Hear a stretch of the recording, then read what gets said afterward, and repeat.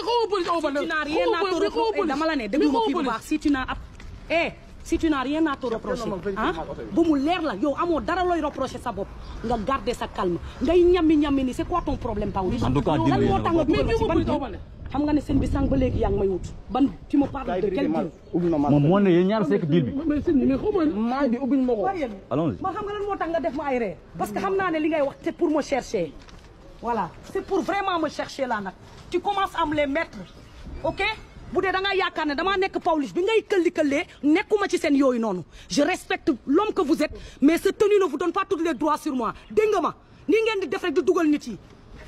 En tout cas, vous risquez 30 ans de prison. C'est ça que je dis. 30 ans de prison. 30 ans de prison. Voilà, yéen xam ngeen ni voilà ñu ngi koy aaye ci dëkk bi ak jamono yi fu mu toll nii ngay utiliser. Comme yow loolu mooy sa yéene. nga mel ni doo julli. bu dee nag yaa def di nga dem. Pawlish yow imbécile dëgg nga nag. imbécile dëgg mooy yow. jugal. nga nekk ci télé bi di wax ay waxu boole. li ma ci gën a nakari rek man. Venez ici. Déjà, moi, j'en fais pas partie. Il fait chaud. On va pas m'obliger à venir là-bas.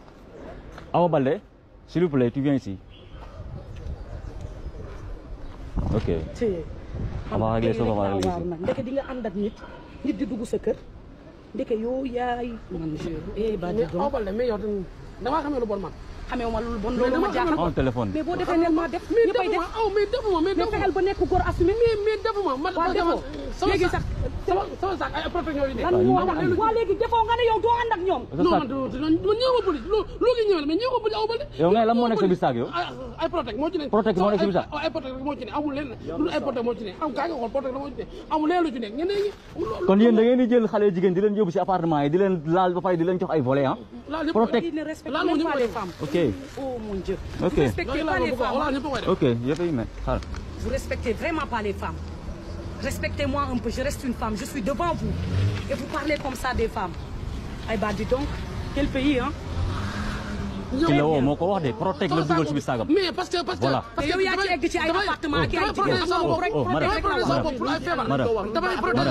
madame sooy wax ak man da ngay wàccee sa ton d'accord sooy wax ak man da ngay wàccee sa baat. n'aggrave pas la situation hein sànq ba léegi maa ngi négocier. mu ne aggraver la situation du. sànq ba léegi maa ngi négocier yaa ngi wax di yuuxu. su may dee ci àll gaynde moo may rey déjà sama yoon. da ngay wàccee sa baat sooy wax da ngay wàccee sa baat sooy wax ak man.